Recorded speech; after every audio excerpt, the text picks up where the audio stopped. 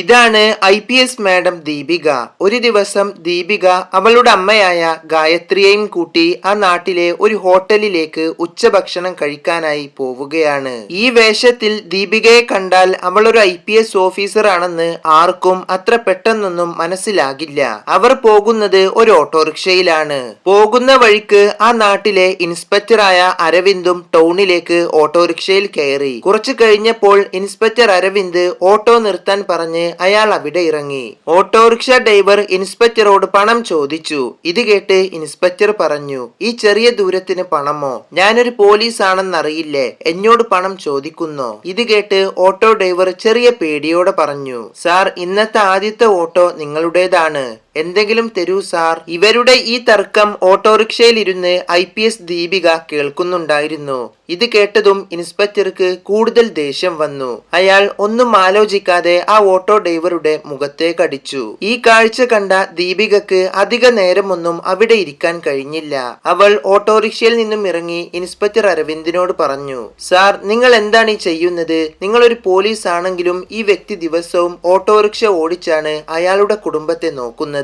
ഇത് അയാളുടെ ജോലിയാണ്. നിങ്ങൾ ഇത്രയും നേരം യാത്ര ചെയ്ത് പണം കൊടുക്കാതെ പോയാൽ എങ്ങനെ ശരിയാകും? ഇയാൾ ചോദിച്ചത് അയാളുടെ അവകാശമാണ്. നിങ്ങൾ പണം കൊടുക്കണം. ദീപികയുടെ ഈ സംസാരം കേട്ട് ഇൻസ്പെക്ടർക്ക് കൂടുതൽ ദേഷ്യം വന്നു. അയാൾ ദീപികയോട് പറഞ്ഞു, നീ ആരടി? എനിക്കെന്ത് ചെയ്യണമെന്ന് നീ എന്നോട് പറയാൻ? നീ ഇതിനിടയിൽ സംസാരിക്കണ്ട. അധികം സംസാരിച്ചാൽ നിന്നെ പിടിച്ച് ഞാൻ ജയിലിലടക്കും. ഞാനൊരു പോലീസ് ഇൻസ്പെക്ടർ ആണ്. ഇൻസ്പെക്ടർ അരവിന്ദൻ അറിയില്ലായിരുന്നു താൻ ഈ ദേഷ്യപ്പെട്ട് സംസാരിക്കുന്നത് തന്നേക്കാൾ വലിയ IPS ഓഫീസറോടാണെന്ന്. ഇത് കേട്ടിട്ടും ദീപിക ശാന്തമായി പറഞ്ഞു, സാർ, നിങ്ങളൊരു പോലീസ് ആയതുകൊണ്ട് നിങ്ങൾക്കറിയില്ലേ ഇതെല്ലാം നിങ്ങൾ ചെയ്യുന്നത് തെറ്റാണ്, നിയമവിരുദ്ധമാണ്. ഇത് കേട്ടതും ഇൻസ്പെക്ടർ അരവിന്ദിന് തന്റെ ദേഷ്യത്തെ കൺട്രോൾ ചെയ്യാൻ സാധിച്ചില്ല. അയാൾ ദീപികയുടെ മുഖത്തേക്ക് അടിച്ചു. ഇത് കണ്ടു നിന്ന ഓട്ടോ ഡ്രൈവർ പേടിച്ച് ഒന്നും മിണ്ടാതെ നിന്നു. നീ എന്നെ നിയമം പഠിപ്പിക്കരുത്, എനിക്ക് ദേഷ്യം വരുന്നുണ്ട്. നിന്നെയും നിന്റെ അമ്മയെയും ഞാൻ ഇല്ലാത്ത കുറ്റം ചുമത്തി ഞാൻ ജയിലിൽ അടക്കും. എന്നാൽ ഇതുകൊണ്ടൊന്നും ദീപിക പേടിച്ചില്ല. അവൾ സ്വയം ദേഷ്യം അടക്കി പിടിച്ചു. തന്റെ യഥാർത്ഥ ഐഡന്റിറ്റി അവൾ പുറത്തു കാട്ടിയില്ല. ഇയാൾ ഇനിയും എന്തൊക്കെ കാണിച്ചു കൂട്ടുമെന്ന് കാണണമെന്ന് ദീപിക മനസ്സിൽ വിചാരിച്ചു. അങ്ങനെ കുറച്ചു സമയത്തിന് ശേഷം അവർ ഭക്ഷണം കഴിക്കാനായി ഹോട്ടലിലെത്തി. ദീപികയും അമ്മയും ഭക്ഷണം കഴിച്ചു. ഇപ്പോൾ ദീപികയെ കാണാൻ ശാന്തമായി തോന്നുന്നുണ്ടെങ്കിലും അവളുടെ മനസ്സിൽ ആ പോലീസ് ഇൻസ്പെക്ടറോട് നല്ല ദേഷ്യമുണ്ടായിരുന്നു. അയാളെ ഒരു പാഠം പഠിപ്പിക്കണമെന്ന് അവൾ മനസ്സിൽ ഉറപ്പിച്ചു. നിയമത്തെ കളിയാക്കുന്ന ഉദ്യോഗസ്ഥർ പോലീസ് സ്റ്റേഷനിൽ തുടരാൻ പാടില്ല. അങ്ങനെ ഹോട്ടലിൽ നിന്നും വീട്ടിലേക്ക് എത്തിയ ദീപിക വീണ്ടും ആലോചിച്ചു. ആദ്യം തന്നെ ആ ഇൻസ്പെക്ടർ അരവിന്ദ് ജോലി ചെയ്യുന്ന സ്റ്റേഷനിലേക്ക് പോയി അവിടുത്തെ സ്ഥിതി ഒന്ന് നോക്കണം. ഇയാളെ പോലെ തന്നെ സ്റ്റേഷനിലുള്ള മറ്റു പോലീസ് ഉദ്യോഗസ്ഥരുടെയും സ്വഭാവങ്ങളും അറിയണം. പിറ്റേ ദിവസം രാവിലെ തന്നെ ദീപിക ഈ കാര്യങ്ങളെല്ലാം അറിയാനായിട്ട് ഒരു ചുവന്ന നിറത്തിലുള്ള ഡ്രസ്സ് ധരിച്ച് പോലീസ് സ്റ്റേഷനിലേക്ക് എത്തി. അവിടെ രതീഷ് എന്ന പേരുള്ള ഒരു പോലീസുകാരൻ ഇരിക്കുന്നുണ്ടായിരുന്നു. ദീപിക നേരെ അയാളോട് പറഞ്ഞു, സാർ, എനിക്കൊരു പരാതിയുണ്ട്. ഇത് മുഴുവൻ പറഞ്ഞു തീരുന്നതിന് മുമ്പേ തന്നെ ആ പോലീസ് ഓഫീസർ ദീപികയോട് പറഞ്ഞു, എന്ത് പരാതി? ഇവിടെ ഒരു പരാതി എഴുതാനും അന്വേഷിക്കാനും 2000 രൂപ ഫീസ് തരണം. പണം കൊണ്ടുവന്നിട്ടുണ്ടോ? ഇല്ലെങ്കിൽ നിനക്ക് പോകാം. ഇത് കേട്ട ദീപികയുടെ കണ്ണുകൾ ദേഷ്യം കൊണ്ട് ചുവന്നു. ഈ പോലീസ് സ്റ്റേഷനുള്ളിൽ ഇങ്ങനെയും കാര്യങ്ങൾ നടക്കുന്നുണ്ടെന്നറിഞ്ഞ് അവൾ അതിശയിച്ചു. ഈ ജില്ലയുടെ IPS ഓഫീസർ ആയിട്ട് പോലും ഇതുവരെ ഈ കാര്യങ്ങൾ അറിയാത്തത് അവളെ വേദനിപ്പിച്ചു. ദീപിക കുറച്ച് ഗൗരവത്തോടെ പറഞ്ഞു, സാർ, നിങ്ങൾ എന്തിനാണ് കൈക്കൂലി ചോദിക്കുന്നത്? പരാതി എഴുതാൻ ഒരു ഫീസുമില്ല. ഇത് തെറ്റാണ്. ഇത് കേട്ട് പോലീസുകാരനായ രതീഷിന് കൂടുതൽ ദേഷ്യം വന്നു.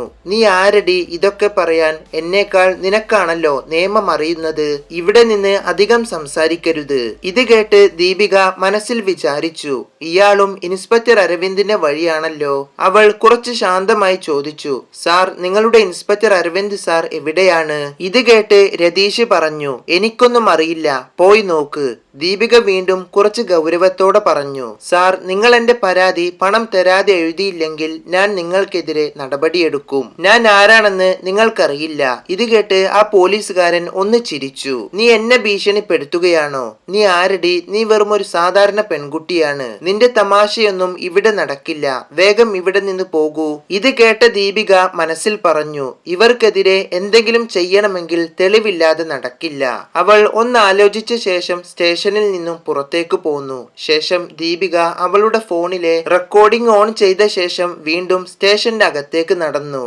അവൾ വീണ്ടും ആ പോലീസുകാരനോട് പറഞ്ഞു, സാർ, നിങ്ങൾ എന്റെ പരാതി എഴുതണം. പോലീസുകാരായ നിങ്ങൾ തന്നെ ജനങ്ങളോട് ഇങ്ങനെ ചെയ്താൽ ജനങ്ങൾ നീതിക്കായി എവിടെ പോകും? രതീഷ് വീണ്ടും ദേഷ്യത്തോടെ പറഞ്ഞു, ഏയ്, നിന്നോടല്ലേ പറഞ്ഞത് ഇവിടെ പരാതി എഴുതാൻ 2000 രൂപ തരണമെന്ന്? നിനക്കെന്താ പറഞ്ഞാൽ മനസ്സിലാകില്ലേ? ഇത് കേട്ട ദീപിക മനസ്സിൽ പറഞ്ഞു, ഇതാണ് എനിക്ക് വേണ്ട തെളിവ്. അത് കിട്ടി.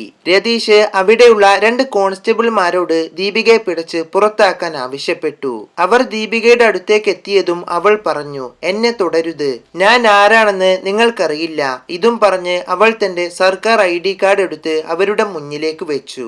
ID കണ്ടതോടുകൂടി രതീഷിന്റെ നെറ്റി ചുളിഞ്ഞു. അവന്റെ കൈകൾ വിറച്ചു. അവൻ പറഞ്ഞു, മേഡം, നിങ്ങളോ? ക്ഷമിക്കണം, ഞാനൊരു തമാശ പറഞ്ഞതല്ലേ. ഇത് കേട്ട് ദീപിക കർശനമായി പറഞ്ഞു, എനിക്കിപ്പോൾ എല്ലാം മനസ്സിലായി. ഈ സ്റ്റേഷന്റെ അവസ്ഥ വളരെ മോശമാണ്. ഇവിടെയുള്ള പോലീസുകാർ ജനങ്ങളെ സഹായിക്കുന്നതിന് പകരം അവരെ ചൂഷണം ചെയ്യുന്നു. നിങ്ങൾക്കെതിരെ ഞാൻ നടപടിയെടുക്കും. അവൾ ചോദിച്ചു, എവിടെ നിങ്ങളുടെ ഇൻസ്പെക്ടർ അരവിന്ദ്?